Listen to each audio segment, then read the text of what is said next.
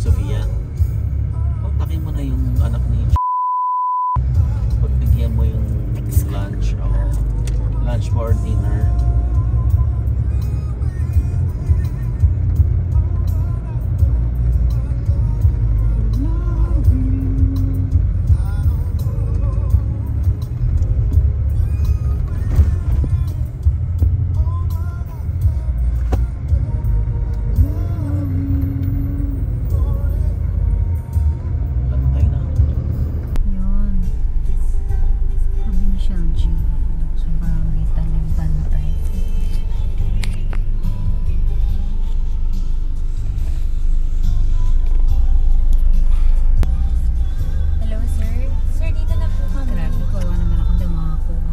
Tingnan mo naman yung kuha ko kababa.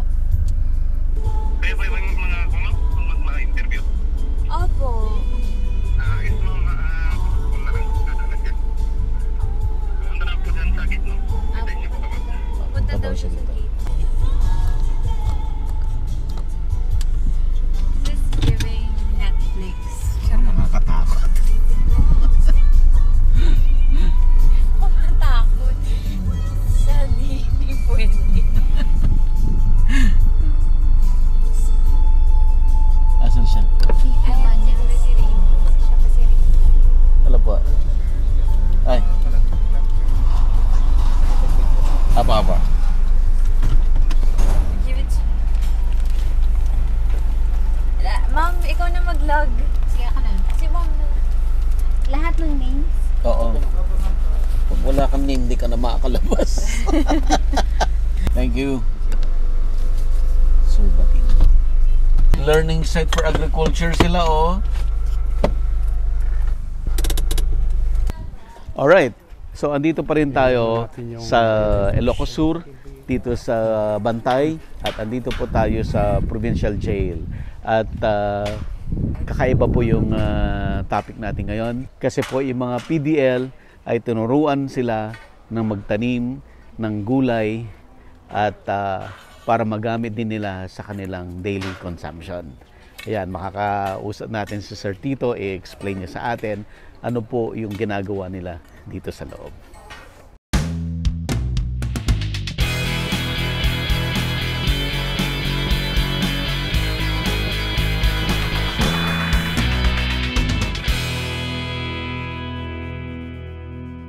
Available na po ang agribusiness merch sa Shopee. Ang link nasa description box.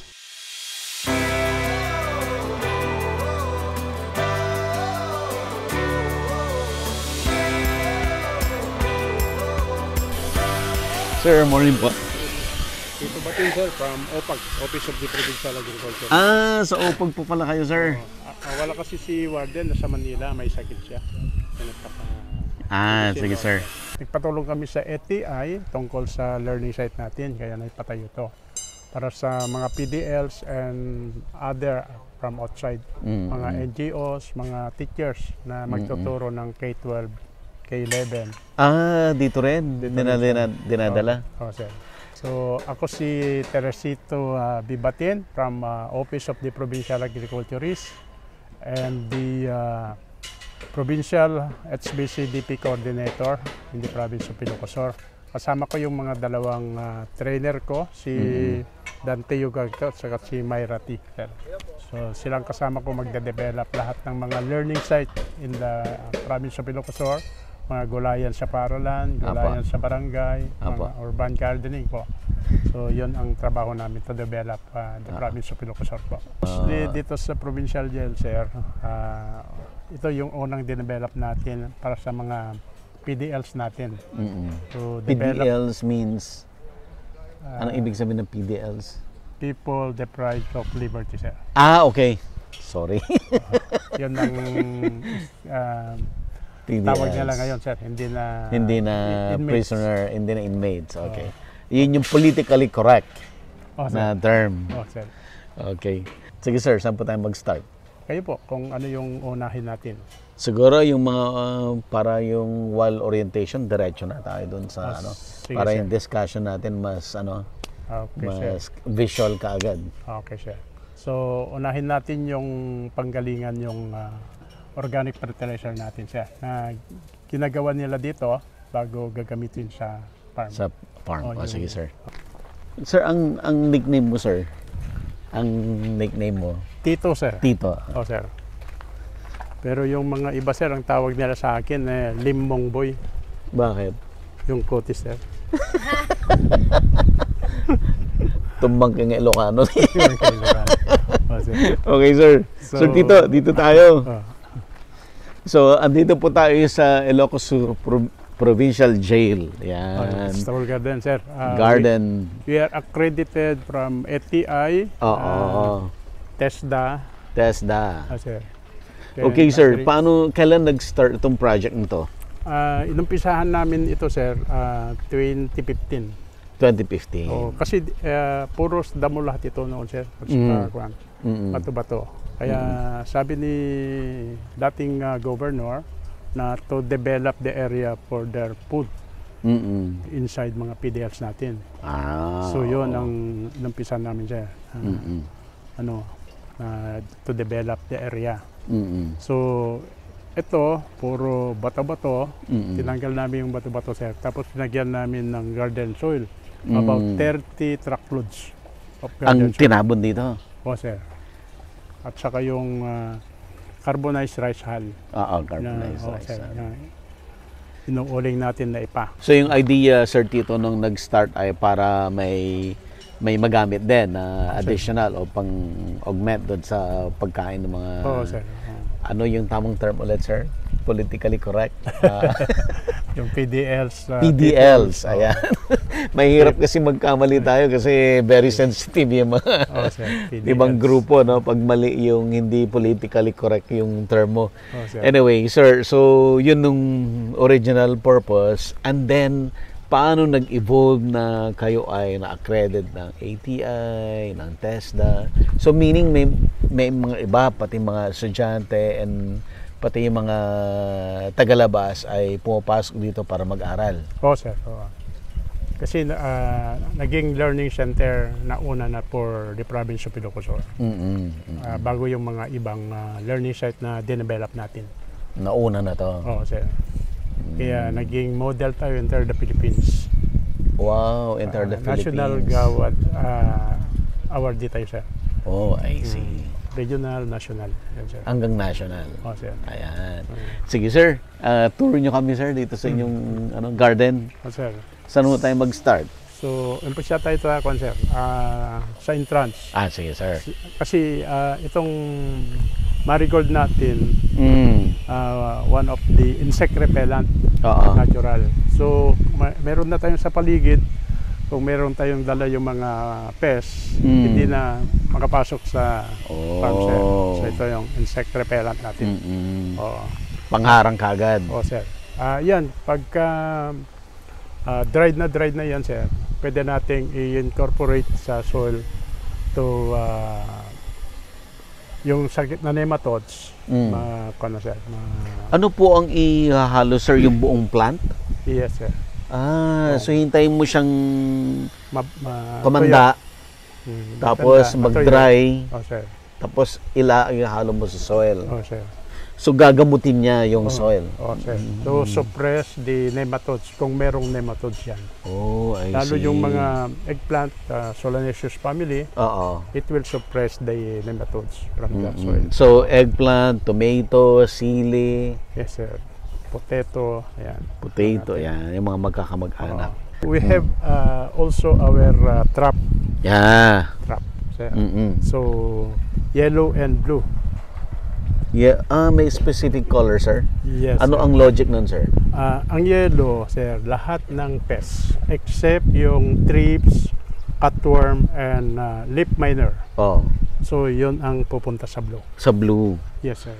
So ano sila, no? May kulay sila nakikita yung insect. Yes, sir. Yun ang mga kuwan ng pests.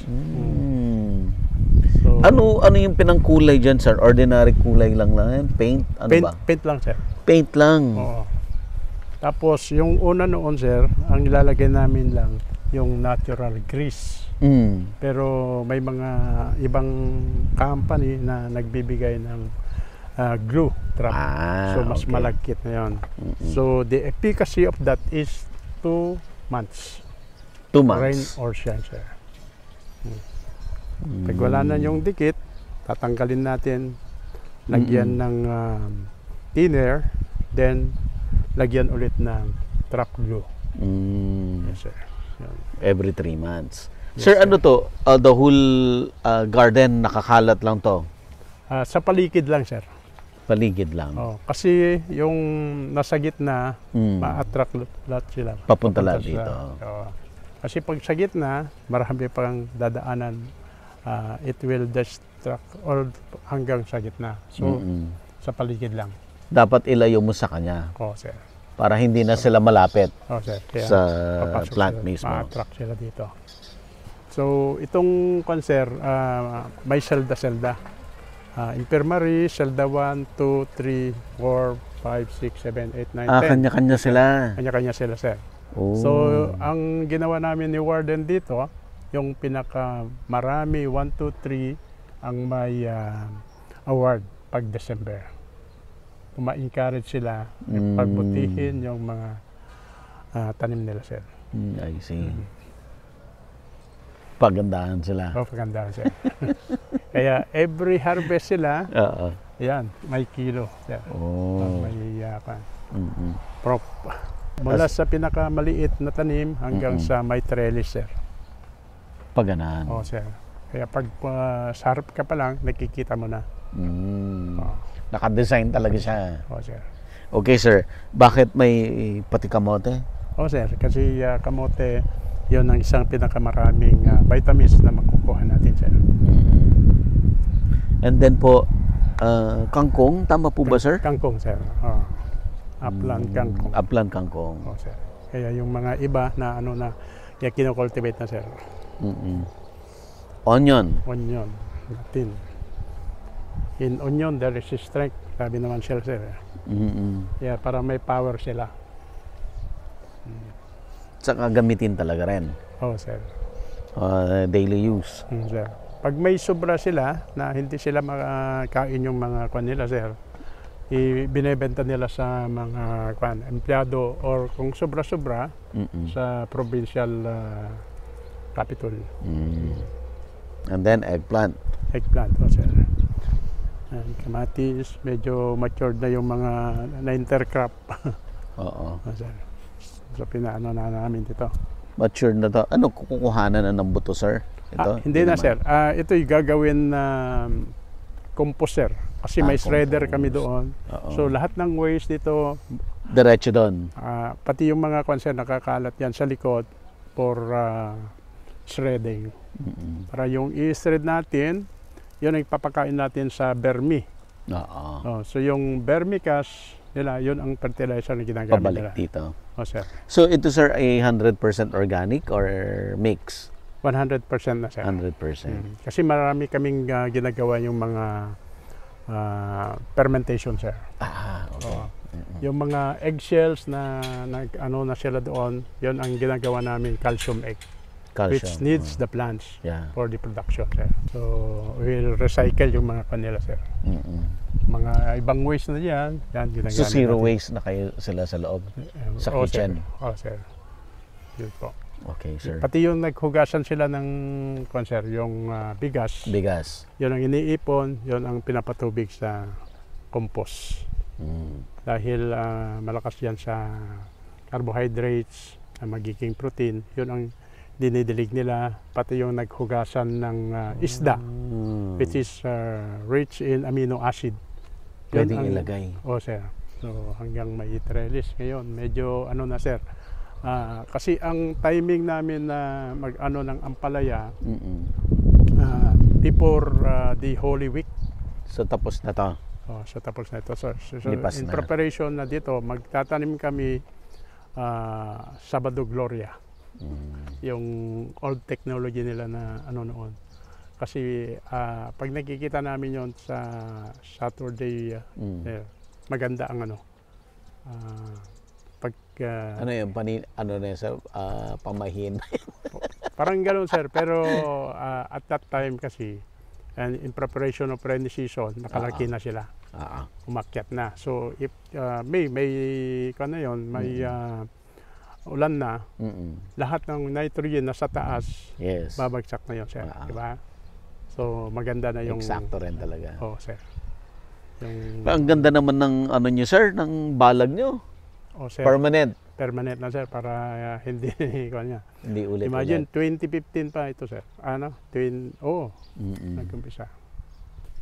So paano, sir, yung paano yung inmates, yung kailan sila lumalabas dito? Schedule ba yan, sir? May kon sila ng every afternoon and morning, sir. Andito sila. Oo, para makaano sila ng Ilan po sunshine. yung yung normally pag nagtatrabaho dito sa garden, ilan po sila? Lahat per selda, sir. Lahat sila? Oo, sir, per selda. At per selda lang. Kung itong last selda, kung 10 sila, sir, 10 sila. Ito lang muna sila. Oo, yan, sir. Pero lahat ng selda, pag 4 o'clock na in the afternoon, lalabas na sila lahat, sir. Lalabas sila lahat. Matino na sila, sir. Hindi na ako. Okay. Kasi yun ang next na tanong ko, paano yan i-manage ng tama yan, sir. lahat sila nandito sa labas. Kaya sir, yung mga leader nila, yung mga mayores, yun ang inuuna kong kinakausap. Sinasabi ko kung ano yung mga maganda para sa kanila. Then sila naman mismo nag-ano sa mga tao nila. Kasama nila sa loob. Yan, sir. So wala nang mga rambulan or whatsoever. They are friendly. Kasi alam na nila na hindi lang sila PDLs for the future, baka isa silang maging model. Katulad yung isang PDLs namin NPA, sir, from Abra. Ngayon, he is one of the model farmer in Bangued, Abra. Kasi anong nakalaya siya? Yun ang ginawa na sa labas, sir. Wow. Lahat ng natutunan niya dito sa loob, Ginawa niya doon. yun ang ginawa niya doon. Dapat pala ma-feature yun din, sir. Oo. Marami na rin, sir. From Santa Cruz, marami nang mga naging model na. At successful sila sa farming sir. ventures nila. Yes, sir. Oo. At least may looking forward doon sa life after. Yes, sir. Kaya pag may time ako na dito, yun, inaano ko na sila, ni-instruct sila, binibigyan ko na yung encouragement para sir, matuto na sila. Sir Tito, ano naman yung mga andito? Yung natin, sir. Okay. Kaya naka-stock kami ng IPA, sir, for IPA. carbonized rice. Ito for carbonized rice hull to. Sir. Makikita natin mamaya yung kanyan, sir, yung carbonizer namin. Ito naman yung lutuhan steam ng mushroom. Nagma-mushroom din kayo? Yes, sir. Dito yung mushroom house natin. Oh, I see. Anong klaseng mushroom, sir? Oyster, sir. Oyster. Ito yung kabibigay lang ng sir, Bureau of Soil and Water Management. Shredding machine namin para sa vermiculture area.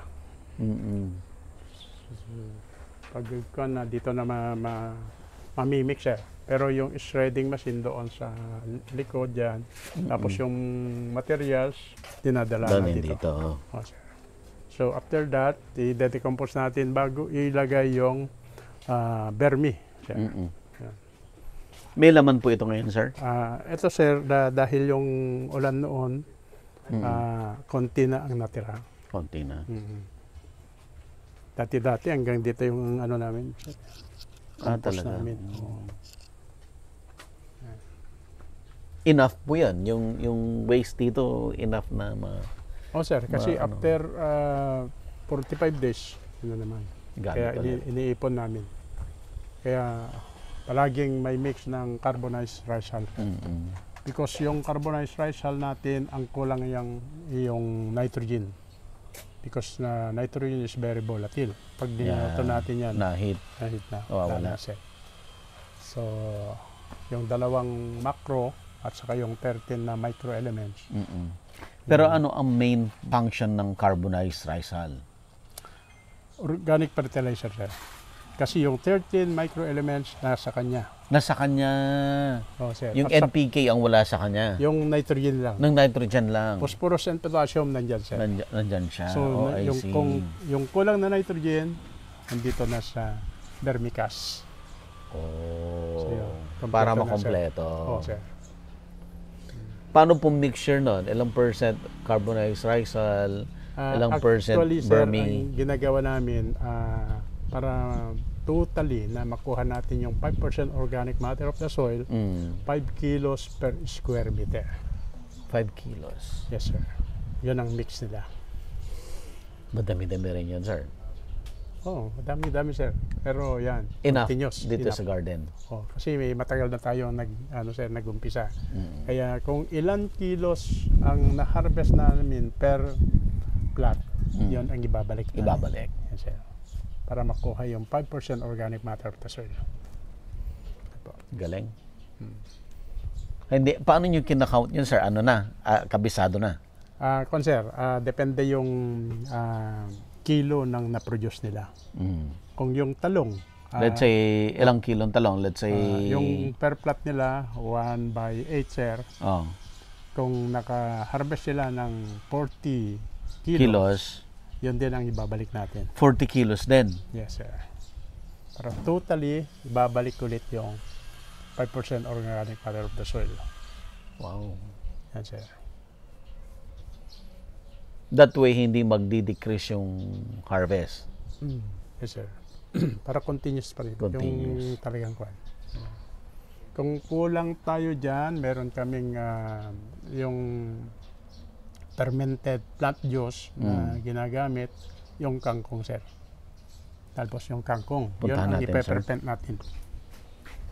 Yung kangkong ang i-ferment. Yes, sir. Okay. 1 kilo of kangkong plus 1 liter of molasses. Mix yun. Tapos 1 kilo kangkong, 1 liter molasses. Yes, sir. Mix. Ferment for 7 days. Ilang water po yan ang ilalagay doon? Yung sir, walang water yan. Yung solution yan, 2 tablespoon per liter of water. I-spray at 4 o'clock in the afternoon. At ano yung juice na? Oh, yung juice na, sir. Pero yung ipi-ferment mo pa lang siya, yung 1 kilo na kangkong, 1 liter na molasses, walang tubig yan. Wala, sir. Kusa siya Sir. na magsasabaw. Sir. Dahil yung galing sa kangkong at saka yung molasses. Yun. Hindi katulad sa sargassum family, yung seaweeds na matagal ma-extract yan for 1 month. Kaya lagyan natin ng tubig yan. Yan ang gagawin natin sa kabila mamaya, sir.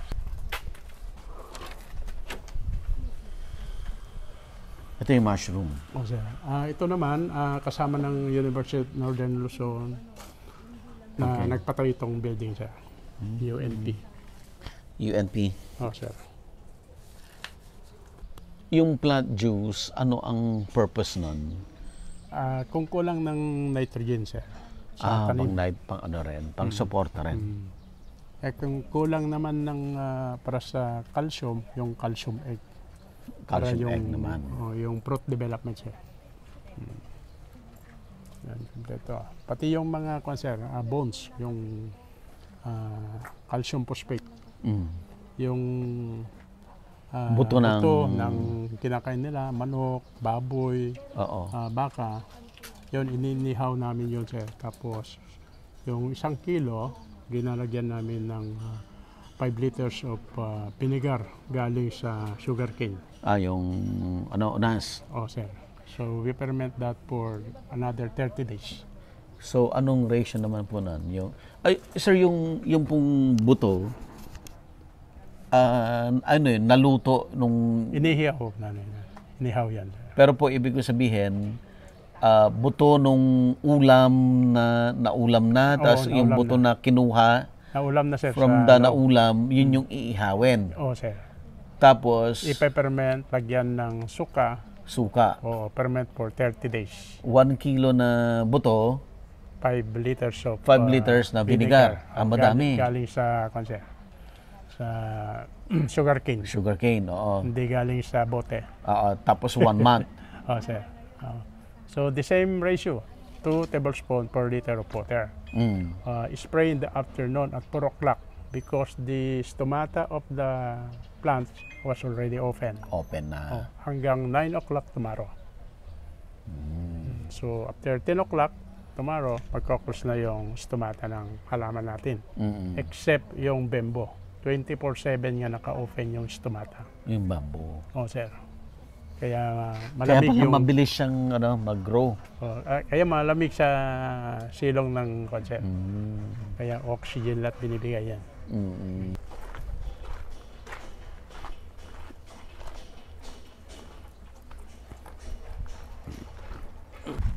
Marami kayong mga guests dito na dumarating? Guest, sir? Guests yung Oo. nag-aaral? Sir, marami. Kahit yung mga ibang provinces, kung ano yung ginagawa namin dito, kinokopya, sir. Dito sila nagbe-benchmark. Sir. Ito yung sir, carbonizer natin. Ito. Sir. Yung mga kahoy, ilalagay natin sa loob, sir. Yung mga ipa, ilalagay natin sa paikot. Sa paikot niya. Sir. Yung condenser namin. Kasi Para makakuha ng vinegar, ng wood vinegar. Sir. Pero yun, pina-analyze namin sa Bureau of Soil and Water Management.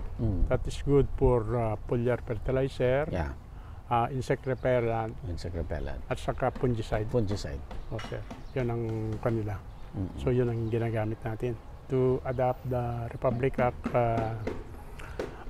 8749, Philippine Clean Air Act, para ma-condense yung kusok natin, sir. Double, triple purpose pala. Sir.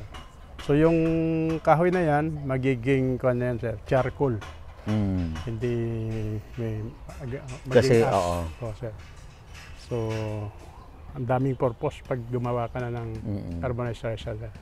May charcoal ka na, may ano ka pa, may fertilizer na. And you are adopting 8749 Yeah. and Republic Act 10068, Organic Agriculture Act. And sir. Tuwing kailan kayo naggagawa ng carbonized rice hull? Tuloy-tuloy. Tuloy-tuloy, sir. Continuous. Kaya may stock kami yan, sir. Gaano kadami yung nakukuha na wood vinegar? Yung 20 bags yan, sir, makakuha kami ng 3 liters, sir. Dami rin. So, ilalagay namin dyan for 30 days para maghiwala yung pure water, yung solution, saka yung black na ano, sir, sa baba. Parang maging pure Parang solution. cement yan. Kasi yung pure water yan, 20%. Yung sa baba, yung tartar, 20%. So, So, yung 60%. 60%, yun ang solution na makukuha natin, sir. So, ang ratio namin is 50 ml per 16 liters of water. Yan. So, yun ang spray nila at 4 o'clock in the afternoon. Sa hapon. Okay. So, ay bibigyan natin na teknolohiya sa mga PDLs natin. At saka ngayon, sir, nag-ano sila ng 25 batch para sa Organic Agriculture Production National Certificate 2 for 29 days. Yung mga PDL, sir, nag-a-attend din sila ng training. Yes, sir. So, magkakaroon din sila ng certificate. Sir. Sure. Okay. Yung mga PDL, sir, nag-a-attend din sila ng training. Yes, sir. So, magkakaroon din sila ng certificate. Sir. Okay. Available na po ang Agribusiness merch sa Shopee. Ang link nasa description box. Agribusiness, how it works. Instruct, inspire, succeed.